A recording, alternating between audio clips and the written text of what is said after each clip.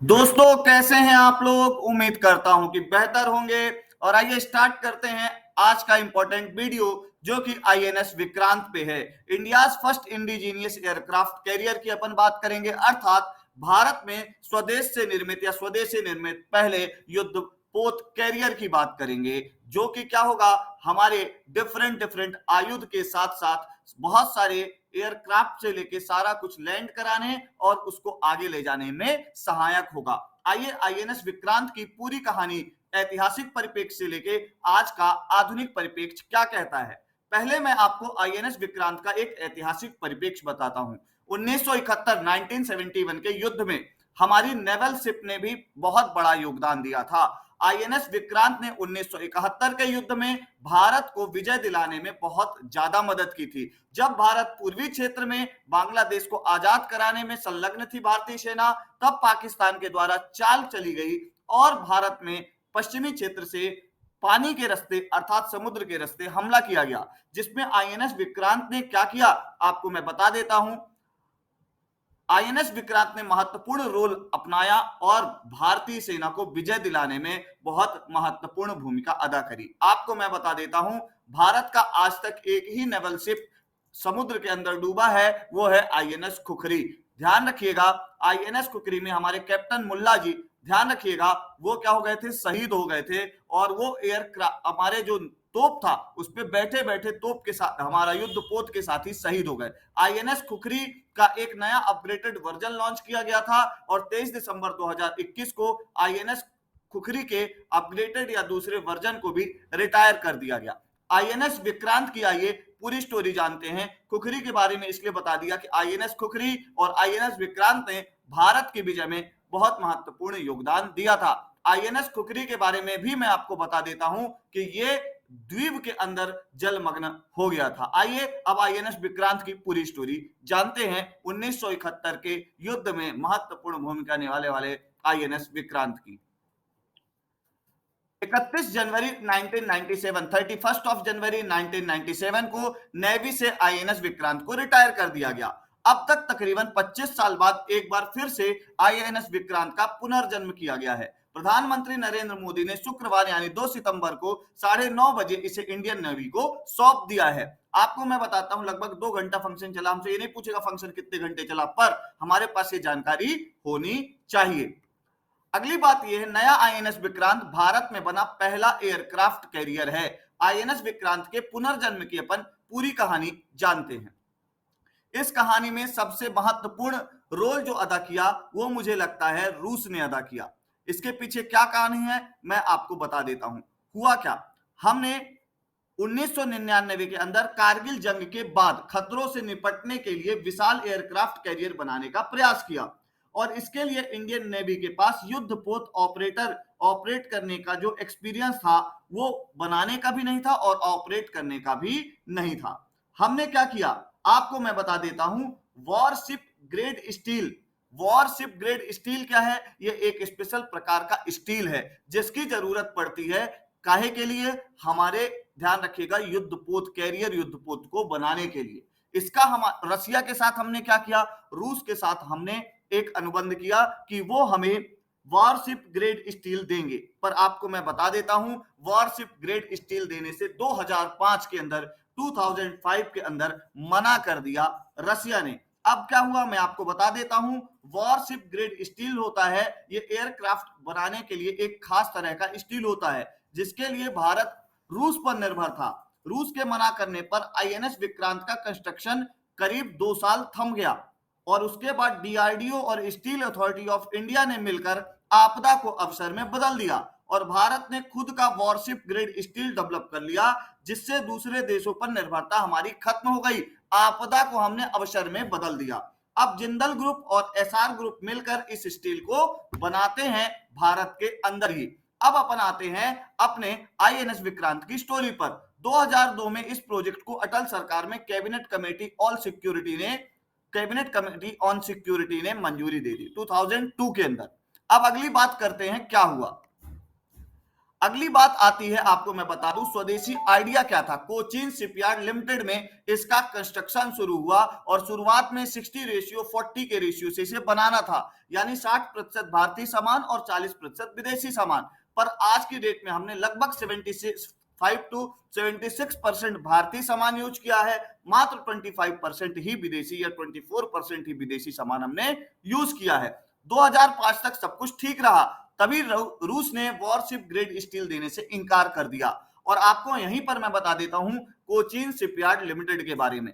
Cochin shipyard limited, ध्यान रखिएगा, इसकी स्थापना 1972 में हुई, 1972 के अंदर हुई।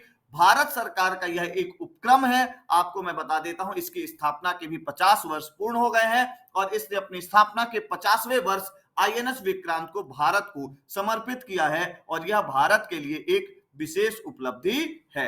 क्लियर हो गई बात। आपको मैं अगली बात बता देता हूं, आईएनएस जो हमारा जो कोचीन शिपयार्ड लिमिटेड है, उसके जो इस समय हमारे कोचीन शिपयार्ड लिमिटेड के जो हमारे चेयरमैन हैं वो कौन है, यह क्वेश्चन आपसे पूछा जा सकता है।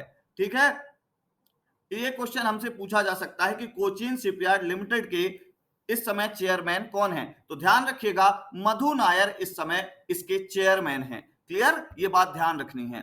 अगली बात करते हैं, 2009 आईएनएस विक्रांत को रखा गया, यानी युद्धपोत का प्रोग्रेसिव कंस्ट्रक्शन शुरू हो गया 2009 के अंदर। 2011 में क्या हुआ, अगस्त 29 को विक्रांत डॉकयार्ड से बाहर आया, यानी इसका ढांचा बनकर तैयार हो गया। 2013 12 अगस्त को इसे लॉन्च किया गया और सितंबर 2020 में बेसिन ट्रायल पूरे हो गए। 13 वर्ष में टोटल तैयार हुआ, 13 ईयर लगे। क्लियर हो गई बात। अगली बात, 4 अगस्त 2021 को इसे पहली बार समुद्र में उतारा गया और जुलाई 2022 तक इसके सारे ट्रायल्स हुए।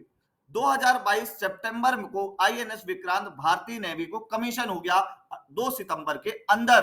किसने किया, प्रधानमंत्री नरेंद्र मोदी ने। इसी पूरी तरह ऑपरेशनल होने में जून 2023 तक का वक्त लगेगा, यह भी आपको ध्यान में रखना है। 2 सितंबर जरूर ध्यान रखिएगा आप लोग।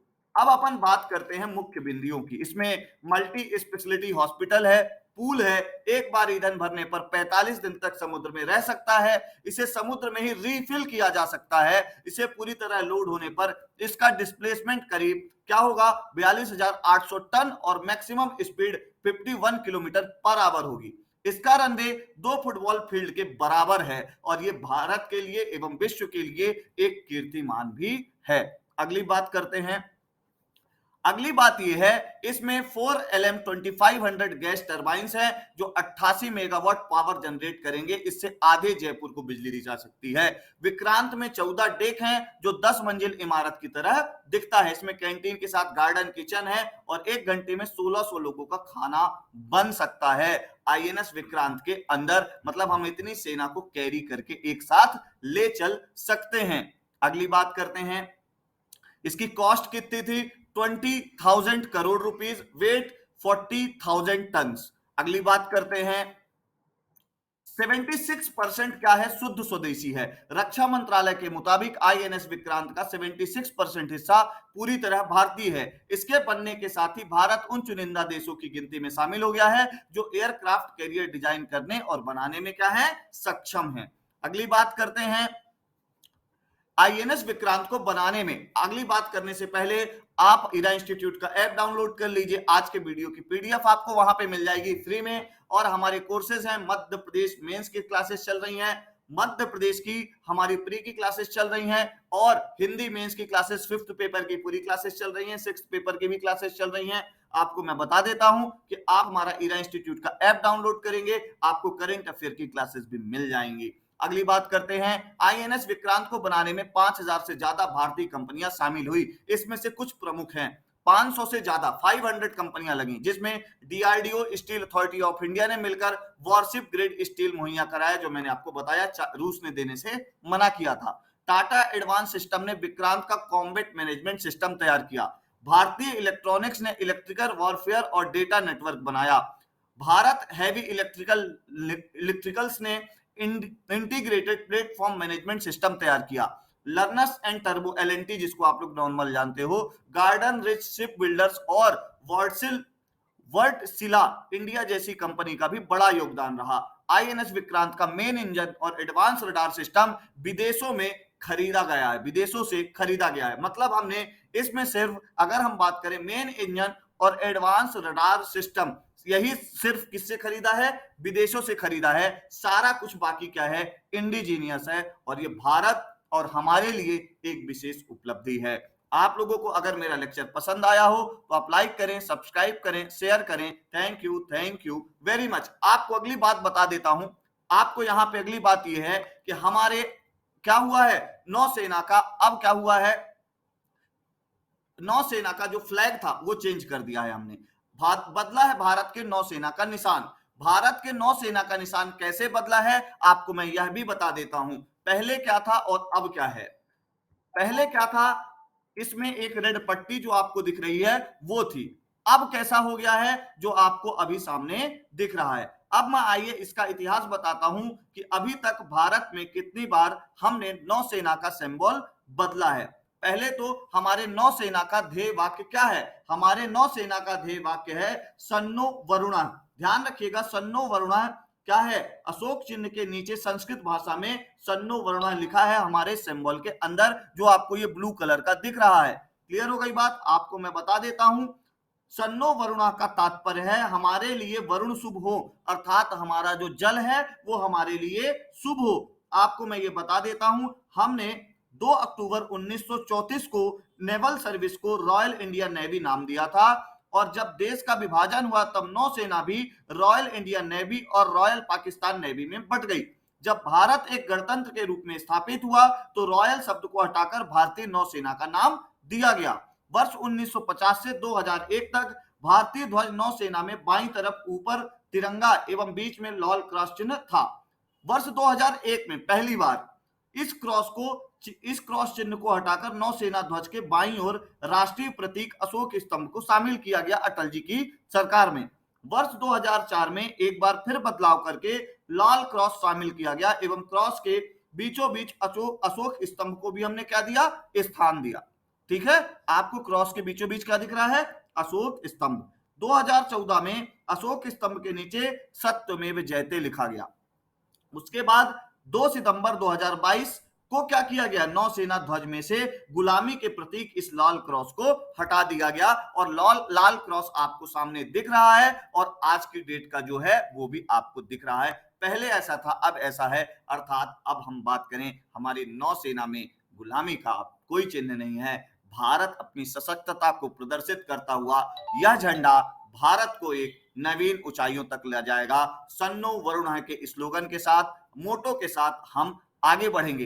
अब आप मुझे कमेंट बॉक्स के अंदर बताएंगे आईएनएस विक्रांत का मोटो या लोगो क्या है। क्लियर हो गई बात? अगर आपको मेरा लेक्चर पसंद आया हो तो लाइक करिए, सब्सक्राइब करिए, शेयर करिए। Thank you very much.